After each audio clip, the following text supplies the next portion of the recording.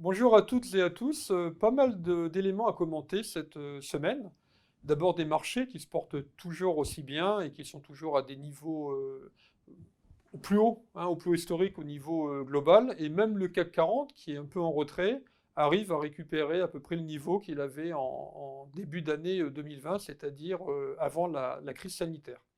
Alors, les raisons sont toujours les mêmes, hein, c'est-à-dire un soutien sans faille des banques centrales sur le plan monétaire, et d'ailleurs un soutien réaffirmé, hein, par les différents intervenants, et puis un soutien budgétaire de la part des gouvernements qui finalement remettent à plus tard le problème du remboursement de la dette. Donc beaucoup de liquidités qui viennent s'investir sur les marchés, avec donc des banques centrales qui affirment toujours que les taux resteront bas pour assez longtemps, donc une alternative qui n'est pas alléchante côté taux, qui sont des taux proches de zéro, et donc des marchés actions qui, même s'ils sont quand même relativement bien valorisés, offrent toujours du rendement.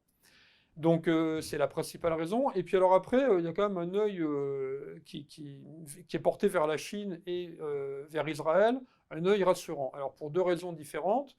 La Chine, c'est le premier pays qui est rentré en crise sanitaire, puisque le virus est parti de là-bas.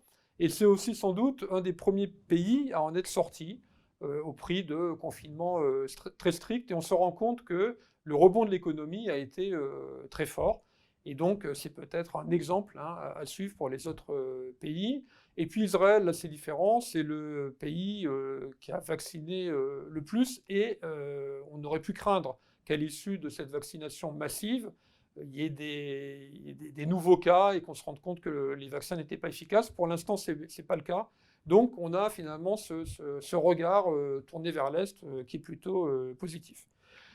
Troisième élément, des résultats qui ne sont pas si mauvais, en fait, hein. On est maintenant en pleine période de résultats, plutôt vers la fin, et on se rend compte que bah, c'est moins mauvais qu'il se comptait. De toute façon, on n'attendait pas grand-chose, et les discours sont sont pas si pessimistes que ça, notamment par rapport de la part des banques, qui considèrent que le coût du risque n'augmentera pas aussi fortement qu'il se comptait. Voilà.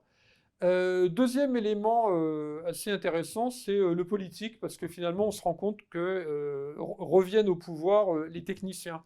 C'est le cas en Italie avec Mario Draghi, c'est le cas aux États-Unis avec Janet Yellen, qui va être donc à l'équivalent du ministère de l'économie là-bas. Dans les deux cas, c'était des patrons de banques centraux. Finalement, on remercie, hein, ceux qui nous ont aidés pendant la crise en ayant une politique monétaire très très accommodante. Et ça vient après pas mal d'années où c'est plutôt des gouvernements populistes, hein, qui venaient au pouvoir, que ce soit aux États-Unis avec Trump ou en Italie avec une coalition assez hétéroclite entre le mouvement 5 étoiles et la Ligue. Euh, Troisième élément, là c'est depuis la fin de semaine, on voit un retour en force des valeurs qui sont considérées comme value, hein, notamment les cycliques ou les financières, parce que la principale raison, enfin il y a deux raisons, hein. La principale, c'est qu'on voit qu'il y a un retour à l'actionnaire qui est intéressant. Le meilleur cas, c'est Vivendi, puisque Vivendi, lundi, a décidé de vendre sa filiale américaine, Universal Music, et de donner sous forme de dividende finalement cette vente partielle des titres Universal Music à ses actionnaires. Donc il y a un retour à l'actionnaire. Et pareil pour la part des banques qui vont augmenter, enfin un peu plus compenser leur taux de distribution de dividendes et également faire du share buyback, hein, c'est-à-dire du rachat de titres. Donc ça a permis effectivement à pas mal de valeurs qui étaient très décotées de remonter partiellement. Et en fait, par exemple, dans le cas de Vivendi, c'est intéressant parce que c'est une valeur dont les actifs ne sont pas valorisés, c'est-à-dire qu'il y a une décote par rapport à l'actif net, dans la mesure où vous vendez en fait les différents actifs qu'il y a à l'intérieur de la société. Ça permet effectivement, en les additionnant, d'avoir une valeur qui est supérieure au cours de bourse. Donc c'est d'ailleurs justement le principe de ce qu'on appelle les valeurs value. Un autre élément qui est venu jouer en faveur des valeurs dites value par rapport aux valeurs dites valeurs de croissance, mais plutôt des valeurs défensives, c'est la remontée des taux américains. Alors, on n'est pas dans un crack obligataire, mais on en parlait dans les vidéos précédentes.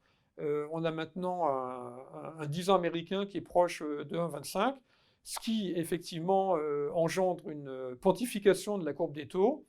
Un peu moins en Europe, et même en Europe, on a les taux toujours négatifs, mais qui ont légèrement remonté. Pontification de la courbe des taux, qui est favorable notamment au secteur bancaire, d'où les performances de ces derniers jours. Donc voilà, des éléments plutôt positifs. En revanche, quand même, il y a quand même toujours des risques, hein, c'est ce qui explique notre neutralité.